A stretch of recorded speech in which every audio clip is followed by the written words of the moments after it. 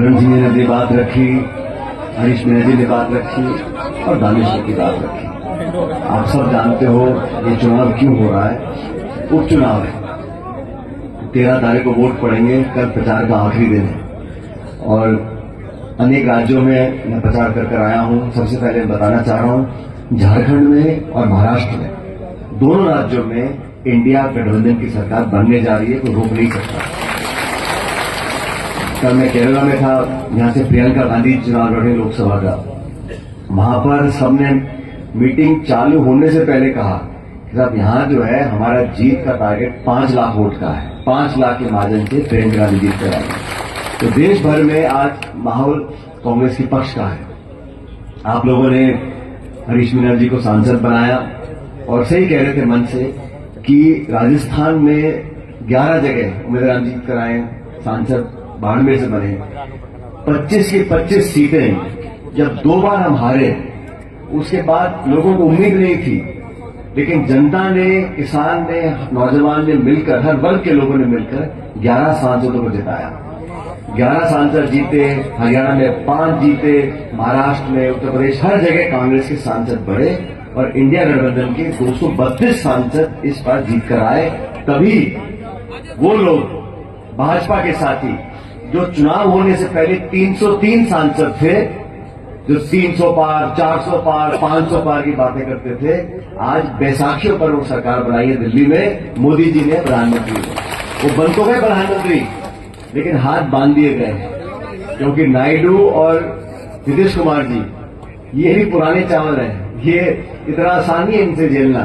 तो सरकार का काम करने का तरीका बदला है, जो घमंड और अहंकार की राजनीति होती थी वो बदली है। मैं उदाहरण इसलिए आपको देना चाह रहा हूं कि लोकतंत्र में हर वोट की कीमत है, हर विधायक सांसद की कीमत है, संख्या बल की कीमत है। आज इस उपचुनाव से सरकार तो बीजेपी करेगी 4 साल, इसको तो कोई फर्क पड़ने वाला नहीं है, लेकिन एक संदेश जरूर जाएगा इन उपचुनावों से। और मैं तो आप लोगों से पूछना चाहता हूं, इनको 11 महीने हो गए सरकार को बने हुए, हमारी सरकार ने जो काम किया आपके सामने, लेकिन इन 11 महीनों में इस नई सरकार ने एक ऐसा काम मुझे बता दो, 11 महीने में कुछ भी काम किया हो। किसी को, इतने नौजवान बैठे हैं, आप में से किसी एक बच्चे को नौकरी मिली है यहाँ 11 महीने में? किसी को मिली हो? अभी फसल का काम खेत में चल रहा है, डीएपी खाद के क्या हाल है?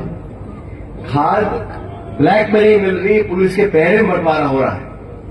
बिजली के क्या, गर्मी के महीने निकल के गए भी, ना पानी ना बिजली, पूरे जिले में त्राही थे।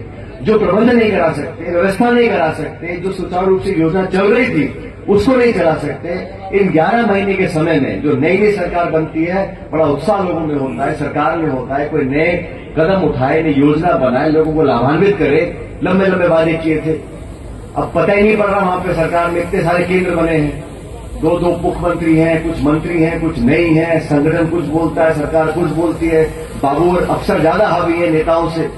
इस सरकार के कामकाज से जनता खुश नहीं है। और मैं आपसे कहना चाहता हूं, अभी हरीश मीणा जी बता रहे थे टिकट एक व्यक्ति को मिलता है, और ये बात सच है, ये कांग्रेसी सीट है। यहां स्वर्गीय देवी सिंह जी कितनी बार, 4-5 बार विधायक रहे, कांग्रेस हमेशा जीतती है, एक आध बार बीच में हारी भी होगी, लेकिन मूलतः यहां के लोग कांग्रेस की सोच के लोग हैं। और बहुत से लोग दावेदारी करते हैं, इसमें कोई गलत बात नहीं है। लोगों को लगता है कि कांग्रेस टिकट पे आप जीतोगे तभी तो टिकट मांगते हैं, टिकट मांगा। और हरीश जी ने मुझे पहले भी कहा था कि हम सब लोग चाहते थे कि क्षेत्र के किसी स्थानीय व्यक्ति को उम्मीदवारी मिलनी चाहिए। सबसे सलाह करने के बाद सांसद महोदय ने पार्टी में दिल्ली में जयपुर बैठकर किसी जी को टिकट दिया। टिकट मांगने में कोई बुराई किसी को नहीं है, लेकिन हम सब जितने मंच में बैठे हैं, हम सब कांग्रेस पार्टी के कार्यकर्ता हैं। मैं कांग्रेस पार्टी का महासचिव हूं, और करण सिंह जी आप भी सुनो बात को कान खोल के।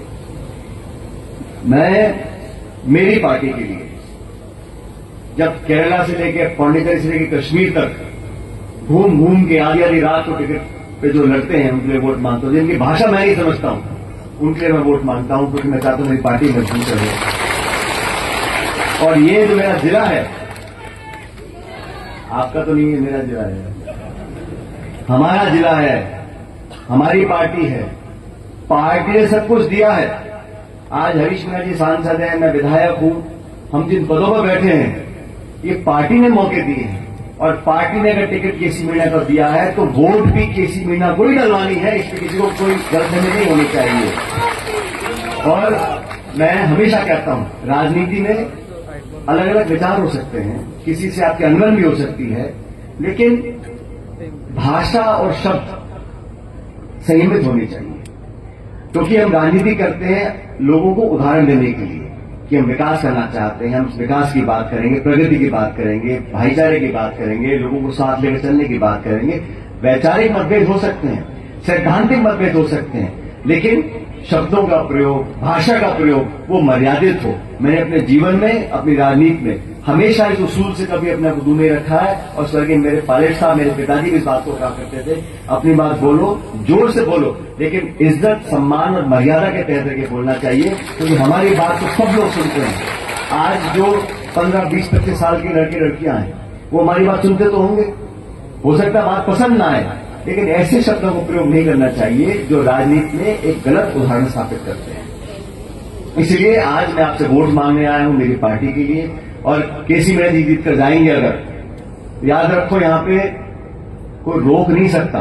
4 साल बाद यहां राज कांग्रेस का बनने वाला है, और ये तो इतनी जल्दी किसी सरकार का, जनता का मोह भंग हो जाए किसी सरकार से, मैंने पहली बार देखा है। 1-2 साल तो आदमी खींच लेता है, लेकिन इस सरकार से तो सब कर्मचारी, उद्योगपति, लघु उद्योगपति, किसान, पेंशन बंद कर दी, खाद बीज में दिक्कत आ रही है, किसी का भला नहीं कर रहे, खींचतान में लगे रहते हैं। और आज भी उपचुनाव के लिए दर दर भटक रहे हो। अगर आपने भी चुनाव जीता है विधानसभा का, आपने इतने अच्छे काम किए हैं, तो काहे को हर जगह घूमे?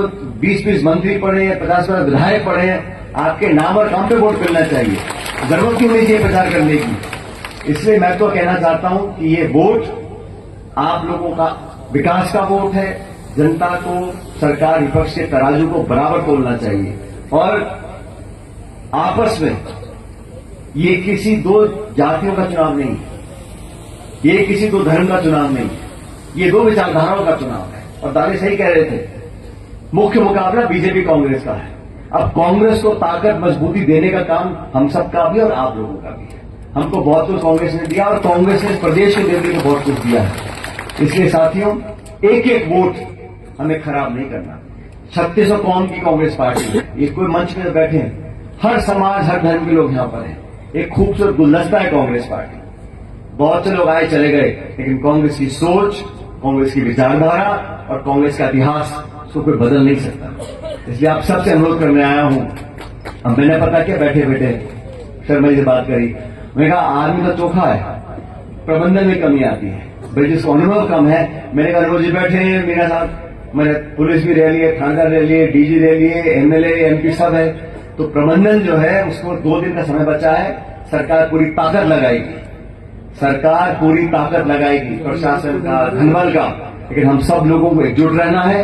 एक एक वोट इस हाथ के निशान पर कांग्रेस का बटन दबाकर केसी मीणा जी को जिताएं, ताकि विधायक बने, हमारी एकजुटता बरकरार रहे।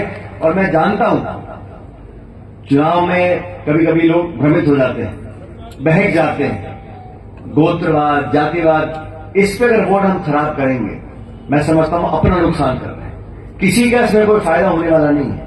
एक एक वोट हम लोगों को कांग्रेस पार्टी को देना है, ताकि हमारी जो परंपरा है यहां पर जीत के वो कायम रहे। आने वाला समय आप लोगों का है, हम लोगों का है। और करण सिंह जी, आप चिंता मत करो, ऊपर वाले चाहे दोबारा मौका मिलेगा और फिर आप और आगे बढ़ोगे। अब आप मुझे बताओ, कोई किसी का फोटो लगाए नहीं लगाए, उसमें को क्या कर सकता है?